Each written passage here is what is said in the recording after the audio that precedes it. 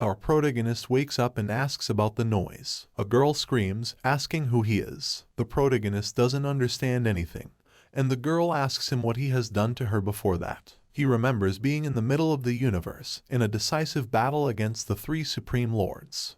He has a headache and some unknown memories come to his mind as he sees how they beaten and insulted him, and he concludes that he was reincarnated into a human body on Earth. The girl snaps him out of his thoughts and tells him he will have to take responsibility for taking her first time. At that moment, they hear some men's voices outside the door, and these guys mention that she is one of the top 10 businesswomen and try to betray her fiancé because she booked a hotel room with the dumb son of the E family, our protagonist. She doesn't know how they found out she was there, and if her fiancé finds out, she will definitely die. The protagonist says it's a trap, and the owner of that body actually didn't do anything to her. Both of them lost consciousness after drinking a sedative drink and were thrown onto the same bed. He wants to know who would do something like that to the owner of that body. One of the guys outside mentions that Master Yahu gave that information. The protagonist delves into the memories of that body and manages to see who they were referring to and who betray him. He uses his power to move around the city and reaches a remote place where he laughs and walks away. The journalists break into the room looking for the protagonist, but they don't see him, and the girl doesn't know how he disappeared. In a car, Yahu is happy because he thinks they discovered the protagonist and the girl in the room, which will tarnish the social image of the protagonist. His lackey tells him he's very smart for not killing him and for ruining his reputation instead. On the phone, he says that they are the journalists he sent to the room. His face changes upon receiving the news, and he communicates to Yahu that the protagonist was not in the room. He wonders how this is possible, since he locked them up himself in the room. Meanwhile, while Yahu is talking on the phone, the protagonist approaches him and asks, "Are you a direct descendant of the family, and did you plan this?" Yahu admits and says he did everything for the family inheritance and tells the protagonist that he is a waste for the family, and since he ruined his plan, he will kill him with his own hands. When Yahu attacks the protagonist, he shows him his demonic power, which fears Yahu, who doesn't know what it is,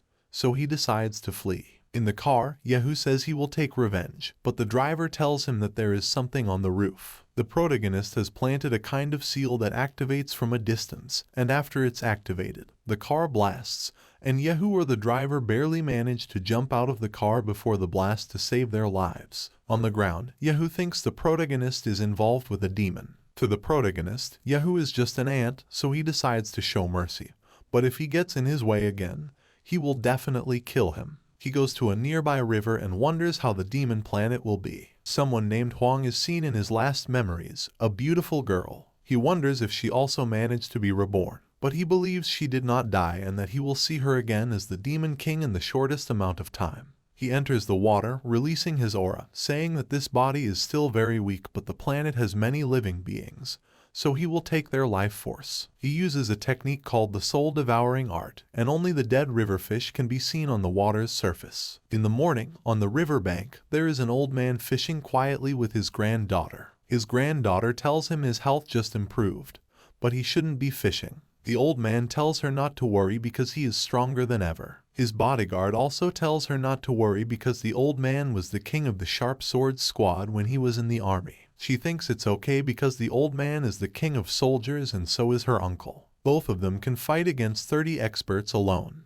Then the old man catches something big, but instead of a big fish, it is a human. His bodyguards think it's an enemy and they go straight to attack, but he reduces them as if nothing. The protagonist asks the reason for the attack. The bodyguard doesn't believe he single-handedly dealt with all the bodyguards. Another one of them jumps and launches an attack, but he blocks it without moving an inch, so they decided to attack him together and charge. The protagonist realizes that the guy was strong and shouldn't underestimate the earth. The protagonist calls them and says they ruined his clothes, so it's only fair that they pay him for new ones. The old man realizes that the protagonist is not there to attack, so he apologizes and says that he will logically pay for the damages. He asks for the protagonist's name and if they could be friends. The protagonist tells him his last name is Yi, but they can't be friends because the old man doesn't have much time left. On top of the old man, there is a kind of life bar and he only has 3 bars left. The old man asks what he means. The protagonist tells him that he is currently look like full of energy and glowing but he is about to die.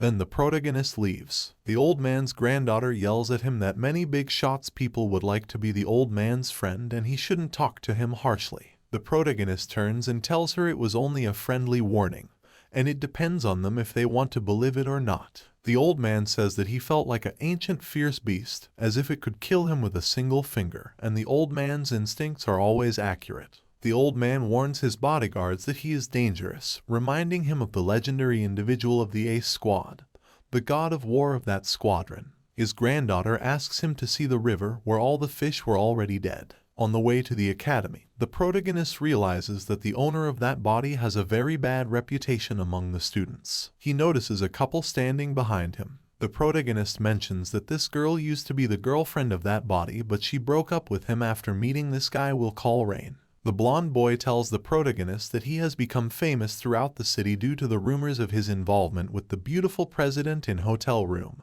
and many families are looking for him to finish him off. The protagonist tells him that if he's finished talking, he'll leave. The blonde boy becomes angry because he was ignored, and protagonist responds that he doesn't have time to listen to the sound of a cricket. His ex-girlfriend tells him to kneel down, and then she will asks the blonde boy not to hit him this time for the sake of how they used to be together. The blonde boy thinks the protagonist is angry because he stole his girlfriend and tells him that he didn't deserve her. We see a few memories of the breakup. The protagonist responds that this girl is not worth of his anger, and he seems to have a strong appetite, as he treats the garbage he threw away like a treasure. The blonde boy gets angry, tells the protagonist that she loves him to death and insults him, telling him he is a piece of trash that no one wants. The ex-girlfriend steps in and screams at him that he's trash and he will be a lonely dog until he dies. But the protagonist doesn't care and congratulates them on being a bitch and a bastard together. The blonde boy gets angry there and warns him that if he takes one more step, he's dead. The granddaughter of the same old man from Bai family intervenes and tells them that the Feng is her boyfriend, and if anyone dares to touch him, they will be her enemy. They don't understand why the university's #1 beauty is with the university's #1 trash. The protagonist doesn't like what she did but doesn't say anything. The blonde boy apologizes because he would never dare to go against that family. She calls the protagonist darling and asks if they can leave now. The protagonist walks away and approaches the blonde boy. He tells him that he was lucky, and if he really values his life, he shouldn't mess with him. And her ex was a dash, so he thanks him for taking over. The ex-girlfriend tells him that what he's saying is not true. Blonde hits her and says she's a used toy. At the university campus or academy, Bai asks him how he plans to thank her for her help. The protagonist tells her that he has no power or money. The only thing he has is his beautiful body, and he can offer to her it if she wants. She gets angry and asks if that's how he treats his savior. The protagonist blames her, saying that because of her fake girlfriend drama, everyone now thinks he's taken and that this may prevent him from getting married in the future. He demands that she must pay him for the emotional damage. Bai yells at him and says that her grandfather gave him a black card. But Feng responds that it wasn't given by her, so it's not relevant to her. She starts searching for money, but the protagonist has disappeared. Bai says she believes in what he said about her grandfather and wants to know who the protagonist really is. When Feng enters his classroom, he is greeted with news that the Gong family is looking for him. He continues on his way and sees the same blonde there. Between this, a guy arrives in a hurry. Let's call him Fatty. He is a good guy and friend of Feng. He tells Feng that he has to leave quickly because the Gong family is looking for him and they know he's in class. Feng wonders and wants to know what these ants are capable of. He tells Fatty it's okay and to sit down, but Fatty continues to insist that he must leave. Feng puts his hand on Fatty's shoulder and applies some pressure to him. Fatty doesn't know since when he became so strong. Meanwhile, the Gong family guys enters the room and ask for the protagonist. The blonde takes advantage of the situation to take revenge and quickly points Feng out. He thinks Feng is finished and that they will leave him paralyzed. Fatty gets angry, but Feng sits him down with one hand. The bald man approaches and asks Feng if he's the useless one. The protagonist asks them if they are the trash that Zhang called. The bald man gets angry and asks, "Did you say I'm trash?" Feng responds by saying that he heard it wrong and clearly stated that all of them were trash. The bald man and his associates become angry and give Feng two options. 1. To kneel and apologize, then crawl under the bald man and call him Lord Gong. Or 2. In which they will help him by taking his one arm and one leg. The protagonist activates his demonic eyes and asks, "Are you sure about that?" The bald man thinks what he saw was a hallucination and confirms he's sure. Then the protagonist also gives them two options, activates his soul-devouring demonic eyes and controls them mentally. He tells them to kneel. After hearing this, the blonde laughs at him for that reason, but they kneel and the blonde can't believe it on his eyes. The protagonist asks the bald man that if they were looking for Feng and tells them that the blonde is Feng. And the bald man's associates start beating him, thinking he's the one they were looking for. The blonde asks them to stop hitting him. Then they proceed to leave. Fatty can't believe what happened and asks if the protagonist is human or ghost. The protagonist turns to look and tells him that he's mistaken. He's not human nor ghost, he's a demon. The teacher arrives, shocked at the sight of the blonde, and asks what happened to him. He tells her he just fell. Class starts and the protagonist uses his eyes to see something strange about the teacher, an abnormal scent coming from her body. Violet blood, the fate of 5 paths. She actually possesses the innate spiritual physique. Protagonists think if he can get a drop of her blood, he can create a demonic returning pill that will serve as an extra life. Feng notices a fly behind the teacher and calmly takes advantage of the situation by slapping the teacher from behind. He explains that there was a dangerous fly and that's why he killed it. However, he was kicked out of class. Despite this, he manages to get a drop of the teacher's blood from the fly. Although it wasn't much, it will be enough. The slap was worth it. But those demonic flies are only found in forbidden lands in the galaxy. He wonders who brought that fly to the earth. At the disco, Feng asks why he was called here. Fatty tells him that his girlfriend mocked the Feng,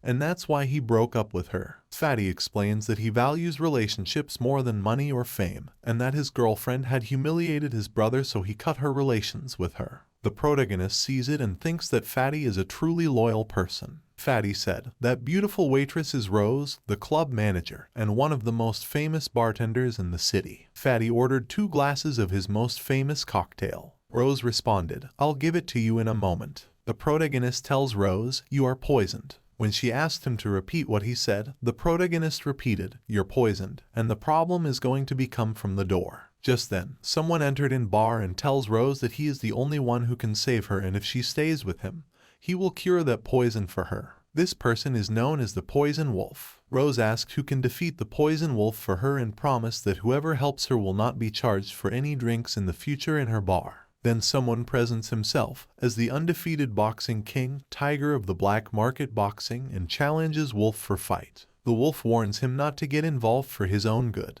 but the Tiger ignores the warning. He tells the Tiger that he is undefeated because he never faced him. Then he finishes him quickly and asks if there is anyone else who wants to help Rose. If yes, then they will share the same fate as Tiger. When no one responds, the protagonist asks the Poison Wolf if he recognizes him. The wolf replies that he doesn't care who he is and tells the protagonist to get lost. Feng responds by saying, "How dare you tell me to get lost?" The wolf calls him a filthy brat, puts his hand on Feng's shoulder, but can't remove it. Feng sends the wolf flying with just 1 punch. The wolf is confused by the protagonist's strength. The protagonist then asks if the wolf still doesn't recognize him. The wolf responds by telling the protagonist to go to hell and launches a surprise attack, and starts laughing by thinking he wins, but despite this, the attack has no effect on Feng. Using his demonic power, Feng throws the wolf towards the wall and asks if he wants more. The wolf surrenders and says he doesn't want to fight anymore. The protagonist then asks for the antidote for Rose. The wolf breaks one of his teeth to give the protagonist the antidote, which was placed inside the teeth. At that moment, the bodyguards of the old man, who the protagonist hit earlier, enter the room. It is revealed that the bodyguard is the Poison Wolf's older brother. The wolf takes advantage of the situation and tells his brother that the protagonist is telling garbage things about him. But the bodyguard grabs the wolf head and greets Feng, calling him sir. The protagonist asks about his arm. The bodyguard thanks Feng for forgiving him and saving his arm. He explains that he came to this place specifically to find him. The protagonist asks if something has happened to the old man. The bodyguard says the old man's condition is not good and it is getting worse, and he has many black spots all over his body. He can't stand up and screams in agony at night. The protagonist realizes that these are symptoms of a demonic mosquito. The bodyguard asks if he can save the old man. The protagonist says he didn't intend to save him, but since Miss Bai helped him, he will repay the favor by helping the old man. He tells the bodyguard to come back in 3 days. The bodyguard thanks him and tells the Poison Wolf to follow the protagonist, because if he wants him to live, he will live, and if he wants him to die, he will die. The wolf kneels and says he will follow him and be his boss from now on. The protagonist tells him not to kneel before him, but in front of his friend, and apologizes to the fatty, and that he will be his boss now. The protagonist thinks about how the wolf didn't recognize him despite being from his people, but better to worry about the demonic mosquito. As the protagonist wonders where to go next, he sees a girl. The blonde. From the beginning he didn't think she would be in a place like this, so she decides to follow her a little. Suddenly, some men started to molest her, and in the end they kidnapped her with the help of a car. Upon witnessing this, the protagonist followed them. They arrived at a remote location that is the protagonist's property, and the kidnappers planned to do something to Lillian and put the blame on the protagonist. Inside the house, the kidnappers declared that they would take turns and he will be first. However, the protagonist surprised them from behind by saying it is not necessary, and they could all die together. The kidnappers did not expect the protagonist to return so soon. They ordered the third kidnapper to leave the protagonist disabled. But using his demonic powers, Feng drained him to the bones and demanded to know who had sent them by showing his demonic presence. The kidnappers begged for forgiveness and revealed it was Yahu's plan. The protagonist tells them it is okay and they could go to hell, then drain their life force. After defeating the kidnappers, Feng discovered that one of them was carrying a jade pendant with him. When the pendant was broken, it turned out to be a celestial energy collecting magical stone. With this stone, Feng could improve his recovery speed. He goes to the back of the house and, pointing at a tree, he said that it will serve this purpose. The stone could absorb the vitality of heaven and earth for itself, and he plans to use the old tree to enhance its effectiveness. By merging the stone with the tree, Feng created a magical space system. With this system, he could increase the growth of the flowers and plants in the garden. Thanks to this, a plant spirit may be born, and he could absorb life force from it. Feng has not felt well for a while, and at that moment, Lillian appeared. Feng has forgotten about Lillian. The energy emanating from the tree was too much for Lillian's body to bear. But Lillian approaches Feng, threw herself on him, and asked why he has left her alone. She begged him not to leave her again. Feng, blushing, wondered whether to save her or not. He got on top of her and says he will first remove the energy from her body, making some doubtful sounds. The protagonist says that she still has a lot of energy in her body, so she has no choice but to do it. Lillian wakes up and sees the protagonist beside him and doesn't understand why he's there again. The protagonist tells her that he saved her and Lillian remembers everything. She asks for some clothes so she can leave and pretend nothing happened, but she realizes she took advantage of the protagonist. Then, Feng goes to find some clothes for her and asks Lillian to dress and leave. As she dresses, she asks about the place and the protagonist tells her that it's his home, Rural Junction. She asks him to take her back home, and Feng responds that there is a broken car outside. But there's a problem. The protagonist doesn't have a license. The protagonist also needs to go to the city, so he asks Lillian to drive. Lillian drives so fast intentionally to scare Feng and is surprised to see that the protagonist isn't scared. Suddenly, protagonist quickly turns the steering wheel to stop the car, and they stop. The protagonist sees a black sports car in front of them and tells Lillian that anything that happens from now on has nothing to do with her, and not to get out of the car. The protagonist is going to collect an old debt and ask some questions. The black car door opens and Yahu comes out of the car and tells Feng that he finally found him and blames him for what happened to him. By showing his face, he looks like Deadpool now and tells the protagonist that he will die and suffer in a horrible way. The protagonist advises him by telling him not to leave the hospital before getting well, and to go back and check his brain. Suddenly, Yahu attacks Feng by using some mysterious power, but he misses his target as he is not used to this power yet. And the fight begins and they start to clash their fists. When Yahu realizes he is going to lose, he uses his trump card by taking out a mask and putting it on his face. Then he starts to transform into a demonic-like beast. The protagonist is impressed by the change and warns Yahu by asking, "Do you know what it is?" Yahu replies that he knows only one thing, and that is to kill the protagonist on the spot, no matter what. The protagonist wonders how he obtained the Asura soldier's mask from the star demons. He tells him that if he reveals who gave them the mask, he will spare his life. With the mask, he can harness 20% of the Asura soldier's power, and by using mask power he manages to strike the protagonist. Yahu begins to celebrate his victory,